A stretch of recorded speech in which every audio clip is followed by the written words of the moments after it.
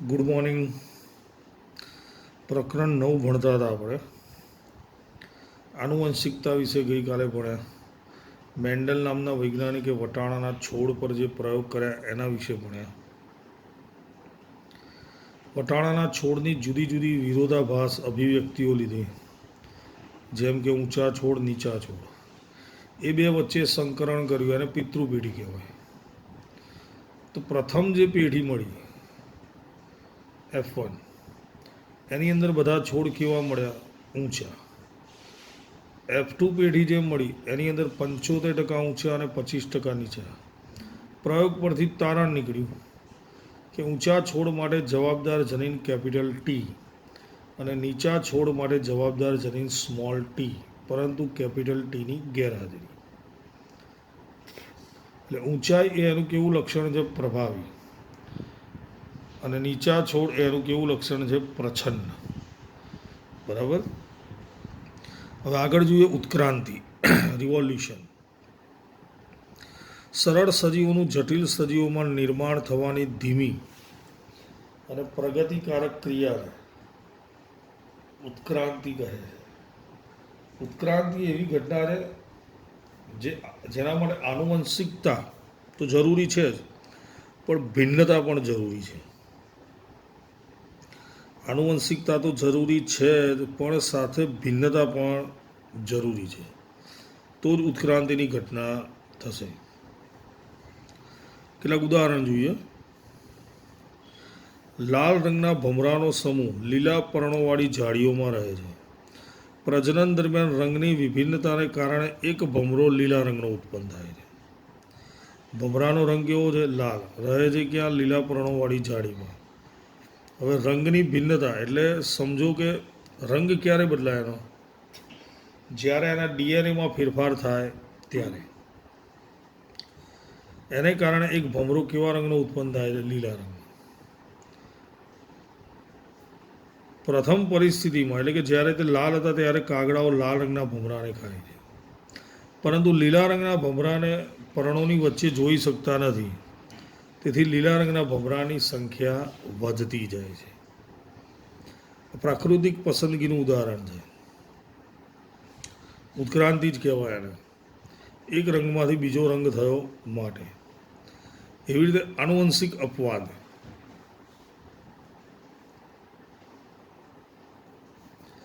લાલ રંગના ભમરાની વસ્તીમાં રંગની વિભિન્નતાને કારણે એક ભમરો વાદળી રંગનો ઉત્પન્ન થયો. પછી એ સંતતિમાં જાય એટલે બધા જ ભમરા કેવા રંગના? વાદળી રંગના થઈ જાય. એટલે બીજી પરિસ્થિતિમાં આની અંદર શું થશે? લાલ અને વાદળી બંને પ્રકારના ભમરાને કાગડો ખાય, કારણ કે તે લીલા પર્ણોમાં સરળતાથી જોઈ શકાય. પરંતુ આ સ્થિતિમાં એક વિશાળ હાથી આવી જાળીને વેરવિખેર કરી નાખે છે, માટે ઘણા ભમરા મરી જાય છે અને ઘણા બચી જાય છે. સંજોગો એવા થાય કે વાદળી રંગના ભમરા બચી જાય તો તેની વસ્તી વધે છે. મોટા ભાગના ભમરા વાદળી બને છે. સમજ પડી? પહેલાં શું કીધું? લાભની સ્થિતિમાં શું થાય છે? લાલ હોય એમાંથી લીલા બને અને કાગડા એને જોઈ શકતા નથી. બરાબર. એની સંખ્યા વધે. બીજામાં શું થાય? વાદળી રંગના ઉત્પન્ન થાય, વાદળી બને, પણ લાલ વાદળી બંને લીલા રંગમાં તો દેખાશે જ. એટલે કાગડા એનો ખોરાક તરીકે તો ઉપયોગ કરશે જ. પણ કદાચ એવું બન્યું કે હાથી આવે વેર, આ ખાલી ઉદાહરણ છે. આવું થાય કે જરૂરી નથી. બરાબર. થાય તોની વાત છે. મોટા ભાગના ભમરા મરી જશે, બચી જશે. એમાંથી જો વાદળી હશે તો વાદળી આગળ જશે, લાલ હશે તો લાલ જશે. બરાબર. ભમરાની વસ્તી વધારાની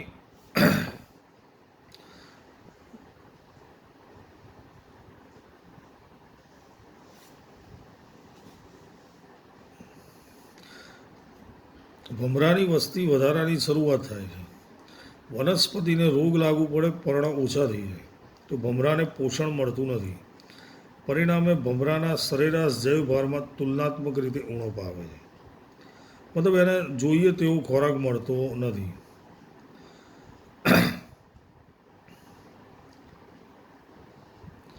અમુક વર્ષો પછી રોગગ્રસ્ત સ્થિતિમાં પણ ભમરાની વસ્તી જળવાઈ રહે છે, પણ એના ડીએનએમાં ફેરફાર થતો નથી. એટલે લાલ હશે તો લાલ જ રહેશે, એના ડીએનએ બદલાશે નહીં. આને કહેવાય ઉપાર્જિત લક્ષણો. સજીવના જે લક્ષણો આનુવંશિક થતા નથી, પર્યાવરણની પ્રતિક્રિયા રૂપે આઈએમપી પ્રશ્ન છે આ 3 માર્ક્સનો. ઉપાર્જિત લક્ષણો એટલે શું? ઉદાહરણ આપી સમજાવો. કેટલા માર્ક્સમાં પૂછાય? 3 માર્ક્સનો આઈએમપી પ્રશ્ન છે. આ પ્રશ્નો પૂછાતા નથી, ખાલી આપણે એનું ઉદાહરણ જોયું કે કેવી રીતે સજીવોમાં ફેરફાર થાય, જેને આપણે ઉત્ક્રાંતિ નામ આપ્યું છે. પણ આ મોસ્ટ આઈએમપી પ્રશ્ન છે. સજીવના જે લક્ષણો આનુવંશિક થતા નથી, પરંતુ જે પર્યાવરણની પ્રતિક્રિયા રૂપે વિકાસ પામે, જેને ઉપાર્જિત લક્ષણો કહે છે. ડીએનએમાં ફેરફાર થતો નથી, પિતૃમાંથી સંતતિમાં ઉતરી આવતા નથી. મતલબ એ જે લક્ષણ છે એ માતા પિતા દ્વારા એને મળતું નથી, એ એની જાતે વિકસાવવું પડે છે. જેમ કે માનવી દ્વારા પાણીમાં તરવું. પપ્પાને તરતા આવડે, પપ્પાને કાર ચલાવતા આવડે, તો આપણને આવડી ન જાય, રાઈટ? એ શું કરવું પડે? આપણે શીખવું પડે. જેમ કે પહેલું છે ઉંદરની કપાઈ ગયેલી પૂંછડી. હવે ઉંદરની પૂંછડી કપાઈ ગઈ તો એ બચ્ચાને જન્મ આપશે, એ શું પૂંછડી વગરના હશે? નહીં. સમજ પડી? એટલે આવા લક્ષણો વારસામાં મળતા નથી. ખ્યાલ આવે? માનવી દ્વારા પાણીમાં તરવું, પછી અંગ્રેજી અથવા અન્ય કોઈ ભાષા બોલવી. એ મમ્મી કે પપ્પાને આવડતી હોય તો આપણને આવડી જાય જરૂરી નથી, એ શીખવી જ પડશે. અકસ્માતને કારણે ચહેરા પર જખમનું નિશાન, જીવનકાળ દરમિયાન પ્રાપ્ત કરેલા અનુભવો.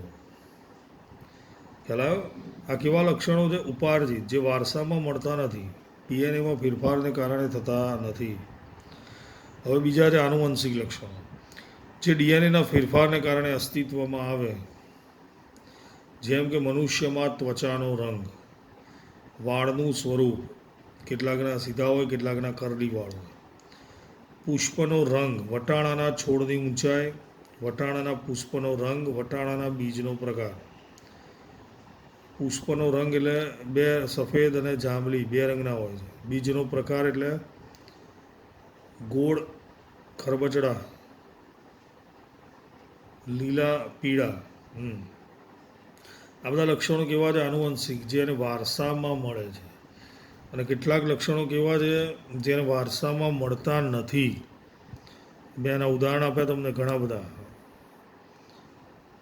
પાણીમાં તરવું, કાર ચલાવવી, કોઈ પણ ભાષા બોલવી, આ બધું વારસામાં નહીં મળે, એ આપણે જાતે શીખવું પડશે. હવે એના પછીનો ટૉપિક છે જાતિ નિર્માણ, જે એક્ઝામ માટે કેન્સલ કરેલો છે કે એક જાતિમાંથી નવી જાતિનું નિર્માણ કેવી રીતે થાય છે, એ એક્ઝામમાં પૂછાશે નહીં. ત્યારે આપણે ભણવાની મતલબ તૈયાર કરવાની કોઈ જરૂર છે નહીં. બરાબર? ઉદ્વિકાસને આધારે સજીવોનું વર્ગીકરણ. ઉદ્વિકાસ મતલબ ઉત્ક્રાંતિ. એની વ્યાખ્યામાં જ આપણે લખ્યું હતું, સરળ સજીવોમાંથી જટિલ સજીવો બને. ખ્યાલ? સરળ સજીવોમાંથી ધોરણ 9માં ભણી ગયા પ્રાણી વર્ગીકરણ વાળો પાઠ, જેમાં સૌથી પહેલાં આવતું હતું સછિદ્ર, પછી પૃથુકૃમિ, કોષ્ઠાંતરી. જેમ જેમ આગળ જઈએ એમ સજીવોમાં વિકાસ થતો જાય. સૌથી છેલ્લે આવતા હતા સૌથી જટિલ સસ્તન વર્ગના પ્રાણીઓ. ખ્યાલ આવે? એટલે સજીવોમાં રહેલી સમાનતાને કારણે તેને ગ્રુપમાં વર્ગીકૃત કરી અભ્યાસ કરી શકાય. દરેક સજીવનો આધારભૂત એકમ કોષ છે. પાયાની લાક્ષણિકતામાં કોષની રચના જુદી જુદી હોય છે. બરાબર? જીવાણુ કોષમાં સુવિકસિત કોષ કેન્દ્ર હોતું નથી, જ્યારે અન્ય સજીવોના કોષમાં કોષ કેન્દ્ર હોય છે. સુવિકસિત કોષ કેન્દ્ર ધરાવતા હોય એના 2 પ્રકાર, એક કોષી અને બહુકોષી. વનસ્પતિ પ્રકાશ સંશ્લેષણ કરે છે જે પ્રાણીઓ નથી કરતા. આ વર્ગીકરણ થયું. પહેલાં શું કીધું? જીવાણુમાં સુવિકસિત કોષ કેન્દ્ર હોતું નથી. એટલે એવા બે ભાગ પડ્યા જેમાં કોષ કેન્દ્ર છે, આમાં કોષ કેન્દ્ર છે અને આમાં કોષ કેન્દ્ર નથી. કોષ કેન્દ્ર ધરાવતા હોય એના પાછા બે ભાગ, એક કોષી બહુકોષી. પ્રકાશ સંશ્લેષણ કરે વનસ્પતિ, ના કરે તે પ્રાણીઓ. આવું પણ આપણે 9મા ધોરણમાં ભણી ગયા છે. સજીવ વર્ગીકરણ જેની અંદર શરૂઆતમાં આવતું હતું. બહુકોષી સજીવો કોષોની અને શરીરની અંદર કંકાલના આધારે જુદા પડે છે, જેને આપણે કહીએ છીએ મેરુદંડી અને અમેરુદંડી. જેમાં એક લાંબુ હાડકું હોય તે મેરુદંડી, લાંબુ હાડકું ન હોય તે અમેરુદંડી, જેને આપણે કરોડરજ્જુ કહીએ છીએ. ભાઈ અને બહેન ગાઢ રીતે સંબંધિત હોય છે, જે દર્શાવે છે કે સમાન પૂર્વજમાંથી ઉત્પન્ન થયા છે. આ પણ પ્રશ્ન છે પૂછાયો 3 માર્ક્સમાં. પહેલાં શું લખ્યું? સજીવોમાં રહેલી સમાનતાના આધારે વર્ગીકૃત અભ્યાસ કર્યો. બધા સજીવોનો આધારભૂત એકમ કોષ છે. પાયાની લાક્ષણિકતામાં કોષની રચના જુદી જુદી હોય. જીવાણુ હોય તો સુવિકસિત કોષ કેન્દ્ર હોતું નથી. અન્ય સજીવોમાં કોષ કેન્દ્ર હોય છે. કોષ કેન્દ્ર ધરાવતા હોય એટલે એક કોષી બહુકોષી. પ્રકાશ સંશ્લેષણ કરે તે પ્રાણી, પ્રકાશ સંશ્લેષણ કરે તે વનસ્પતિ અને ના કરે તે પ્રાણી. પછી કંકાલને આધારે પ્રાણીઓના પ્રકાર. હવે આ પણ મોસ્ટ આઈએમપી પ્રશ્ન છે, નાનો છે, 3 માર્ક્સમાં પૂછાય છે. રચના સદસ અંગો. જે અંગોની અંતસ્થ રચના સરખી હોય પણ કાર્ય જુદા જુદા હોય. અંતસ્થ રચના કેવી હોય? સરખી, પણ કાર્ય જુદા જુદા હોય. એને કહેવાય રચના સદસ અંગો. દેડકાનું અગ્ર ઉપાંગ, ગરોળીનું અગ્ર ઉપાંગ, પક્ષીની પાંખ અને મનુષ્યનો હાથ. મનુષ્યનો હાથ 3 ભાગમાં વહેંચાયેલો છે. એક પંજાવાળો ભાગ આવે, બરાબર, પછી એક ખભા સાથે જોડાયેલો ભાગ અને એક વચ્ચેનો ભાગ. એમ દેડકાના અગ્ર ઉપાંગમાં પણ 3 હોય, આમાં પણ 3 હોય, આમાં પણ 3 હોય. આમાંય પંજો હોય, આમાંય પંજો હોય, આમાં પણ હોય, પણ એ ત્વચા સાથે જોડાયેલો હોય એટલે ખબર પડે નહીં. ટૂંકમાં બધાની રચના કેવી છે? સરખી, પણ દરેકના કાર્યો કેવા છે? અલગ અલગ. જમ્પ કરવા, દિવાલ સાથે ચોંટી રહેવા, ઉડવા માટે અને અન્ય કાર્યો કરવા માટે. કૂદવા માટે, દિવાલ સાથે ચોંટી રહેવા, ઉડવા માટે અને ઘણા બધા કાર્યો કરવા માટે. સમજ પડી? પણ આના પરથી એવું કહી શકીએ કે આ બધા જ એક જ પૂર્વજમાંથી ઉત્પન્ન થયા છે. એટલે એને નામ આપ્યું રચના સદસ અંગો. બરાબર. જે અંગોની અંતસ્થ રચના સરખી હોય પરંતુ કાર્ય જુદા જુદા હોય તેવા અંગોને રચના સદસ અંગો કહે છે. તે સમાન પૂર્વજમાંથી ઉત્પન્ન થયા છે. ઉદાહરણમાં દેડકાના અગ્ર ઉપાંગ, ગરોળીનું અગ્ર ઉપાંગ, પક્ષીની પાંખ, મનુષ્યનો હાથ. અને હજી એક લખવું હોય તો લખાય વહેલનું મીનપક્ષ. વહેલ એ માછલી છે, પરંતુ એનો સમાવેશ સસ્તન વર્ગમાં થાય છે. એનું મીનપક્ષ જે હોય એ પણ આવું જ હોય છે.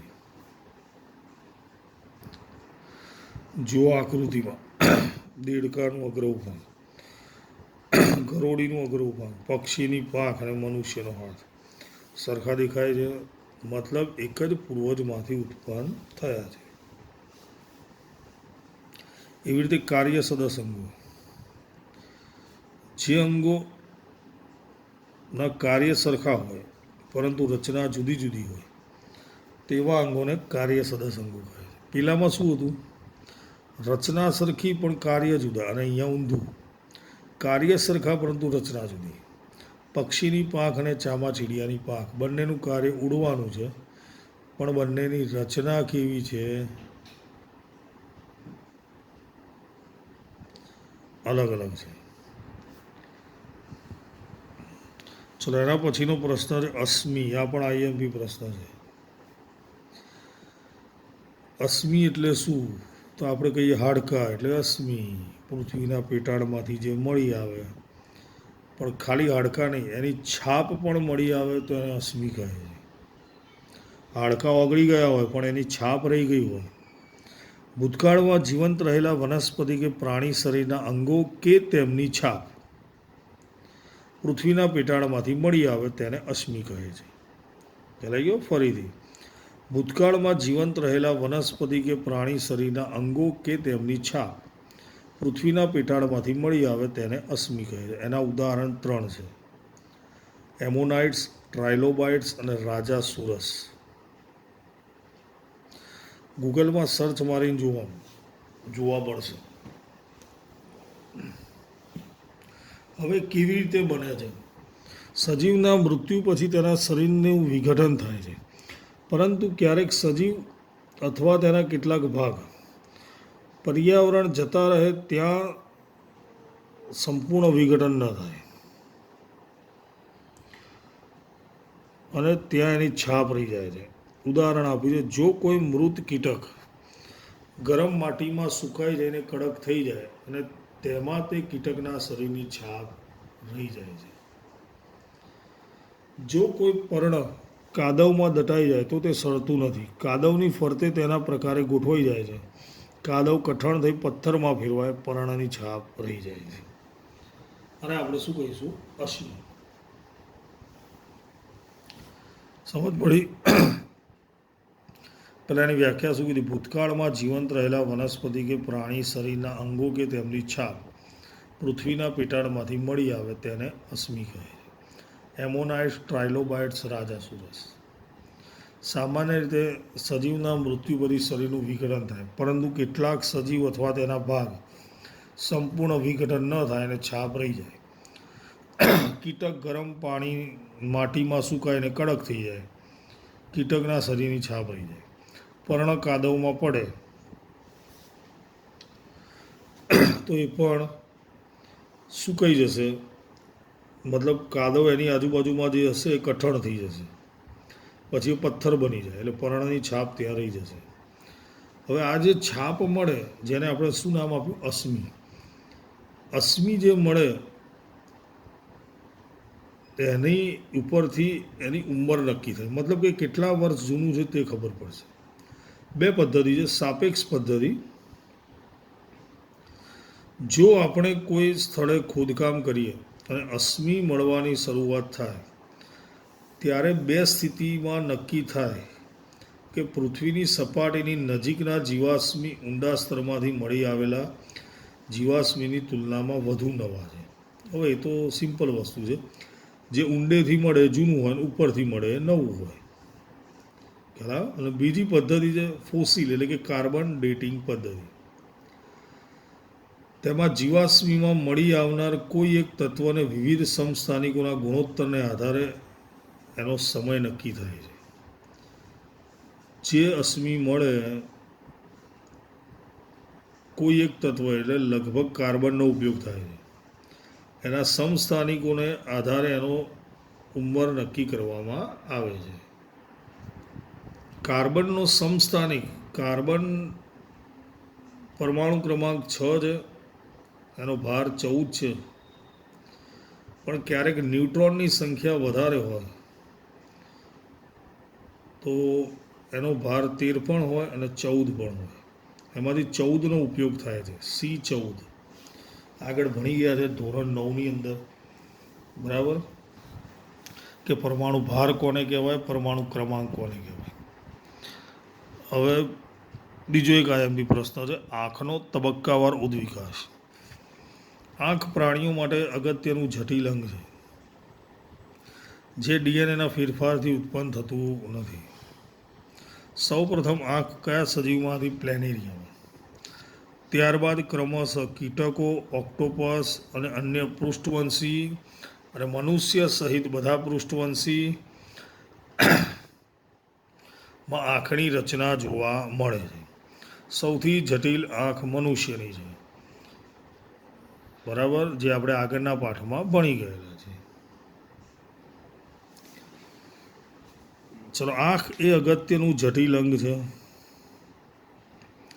જે ડીએનએના ફેરફારથી ઉત્પન્ન થતું નથી. તબક્કાવાર આંખનું સર્જન થાય. સૌથી પહેલાં પ્લેનેરિયામાં હતી, પછી કીટકો, ઓક્ટોપસ, પૃષ્ઠવંશી બધા જ પૃષ્ઠવંશીમાં જોવા મળી, જે ઉદવિકાસને કારણે ઉત્ક્રાંતિને કારણે થઈ હોવાનું માનવામાં આવે છે. એવી રીતે પીછાઓમાં